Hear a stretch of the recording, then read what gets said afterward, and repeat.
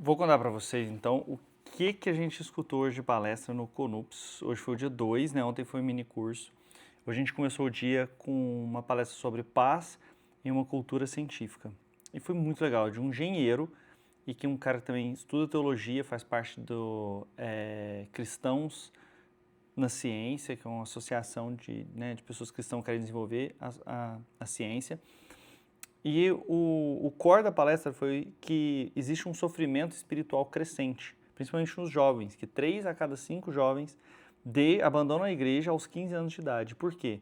Porque existe uma ideia de que a igreja é contra a ciência, de que o pensamento teológico é antagônico, compete com a ciência pela verdade.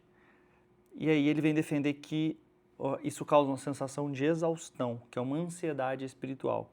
Uma ideia de que para eu ser honesto intelectualmente, eu tenho que abrir mão ou da teologia ou do pensamento científico. E aí, o que ele defende é que é só uma teologia da ciência forte é que é capaz de sustentar essa paz intelectual, de você conseguir permanecer com as duas coisas. Então, o que expulsa para ele é uma teologia da ciência fraca que existe na igreja, uma narrativa filosófica insuficiente para poder sustentar. E aí ele usa alguns exemplos muito bons. O primeiro é da chaleira, né, que é um exemplo de um pesquisador chamado John Polkinghorne, uma metáfora. Quando você vira para uma chaleira e vê que ela está fervendo, você faz a pergunta, por que a chaleira está fervendo? Uma das respostas é porque o fogo esquenta a chaleira, que promove a expansão do líquido, que muda de estado para gasoso, e isso faz sair um gás. Então, essa é uma explicação científica. Enquanto você pode responder também, por que a chaleira está fervendo? Porque eu quero chá.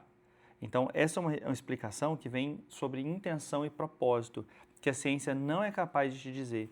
Então, a ciência ela tem limites, assim como a teologia também. A gente precisa de ambas. E essa ideia de que perguntas diferentes você pode necessitar de ferramentas diferentes. Então, ele traz mais uma metáfora, que é a metáfora do livro, né, que vem da Confissão Belga de 1561, que para conhecer a Deus nós precisamos de conhecer a natureza, que é cada pessoa uma letra, cada espécie, cada parte da criação é uma letra, e isso é o cosmos, ou a revelação geral. E isso é o método de estudo da ciência, para você conhecer essa forma de que Deus se apresenta, é estudando realmente as leis naturais.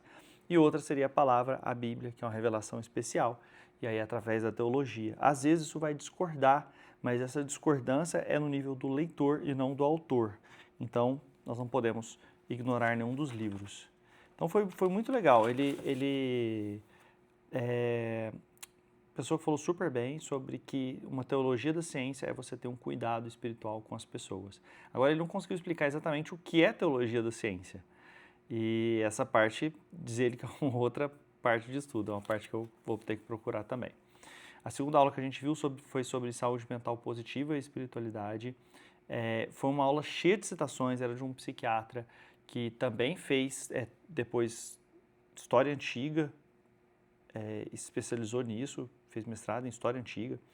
Então ele primeiro diferencia a heurística de simplificação, mas ele cita Nietzsche, Carl Duché, o ser subconsciente do Gustav Gehlen, que já tinha explicações dos fenômenos, experiências anômalas de forma já muito antiga. Ele traz Agostinho de Hipona, Carmides, então assim que essas ideias espirituais e do inconsciente já estavam presentes bem antes do que Freud trouxe. Trouxe Rutger Bregman, que é uma citação da humanidade, uma história otimista do homem, que inclusive o aluno me deu hoje. E ele escreveu, a tese dele foi sobre Paulo, estoicos, epicuristas e fisicalismo, uma ponta de ruptura qualitativa. Então ele defendeu de que existe uma necessidade de ruptura qualitativa e não só quantitativa entre essas ideias e o fisicalismo.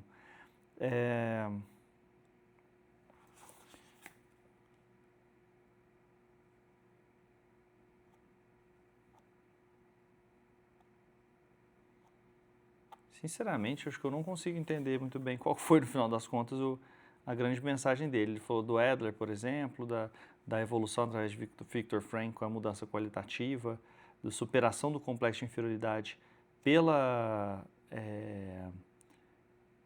propósito, né, por você estar fazendo por alguém. Trouxe a Mary Jorda, que foi a primeira que falou de saúde mental positiva, e uma série de artigos, e ele faz parte do Centro de Saúde Joana de Ângeles. Então essa foi a segunda palestra, assim, um monte de coisas para poder estudar sobre espiritualidade, né, dos médicos, mental health, isso. Nós também tivemos uma aula do conceito biopsicossocial com o Alexander, e aí foi muito bom, mesmo que tenha vários conteúdos que a gente já conhece. Ele trouxe sobre o florescimento, as dimensões do que é florescimento, variáveis que mais influenciam no florescimento da pessoa, sobre a definição do estado de saúde mental, que é o estado de cada indivíduo realiza o próprio potencial, consegue lidar com os estresses da vida, trabalha de modo produtivo e frutífero e é capaz de contribuir com a sua comunidade. E fez várias reflexões em torno desse conceito de saúde mental, e que você tratar essa parte de espiritualidade e desse conceito no consultório, de biopsico, espírito, né, espiritual e social, é você conseguir alinhar tudo isso junto com a pessoa. A parte social, a parte biológica, a parte social, e se colocar numa posição de poder deixar a pessoa mais próxima dessa definição de saúde mental. Então, eu já vi o Alexander falar várias vezes desse tema, e é sempre muito bom, mesmo que seja os mesmos gráficos, a mesma coisa que ele está apresentando, ele sempre fala de uma maneira envolvente, carismática, e foi uma experiência muito boa. Ele termina com a frase de Spinoza, que é melhor ensinar virtudes do que condenar vícios, e trazendo para que a gente possa realmente estar positivamente. Tivemos uma aula que me surpreendeu muito de mecânica quântica, que ele não foi uma coisa viajada, meio de mística, nem um pouco. Ele era psiquiatra e físico, especializado em mecânica quântica. E aí é meio complexo de poder explicar, né? Para mim já foi complexo de entender o que ele trouxe, mas basicamente ele traz que existem estruturas tubulares, neuronais, que podem ser que se comportem com as leis da mecânica quântica, e que o estudo da computação quântica e das leis quânticas poderiam ajudar a gente a entender melhor como funciona o cérebro e abriria portas de possíveis explicações para fenômenos que a gente considera anônimos. Anônimos não, experiência anômalos, né? Anômalos. Então, foi muito bom esse ponto, e dentro desses túbulos que tem dentro dos neurônios, são muito pequenos, dentro deles pode ser que a comunicação se dê através de uma outra forma da matéria chamada superfluido. E aí ali predominaria as leis da mecânica quântica, que dependem da consciência, e isso explicaria muita coisa. Tivemos também uma aula com a criadora do FICA, que é um método de você aplicar a espiritualidade em saúde. No meio da tarde eu vim descansar, a Lu ficou vendo sobre implantação de espiritualidade nas universidades. Um dia muito proveitoso, o CONUPS traz muitas ideias legais para nós, e a gente fica sempre sentindo que tem mais coisa para estudar, coisa boa para fazer.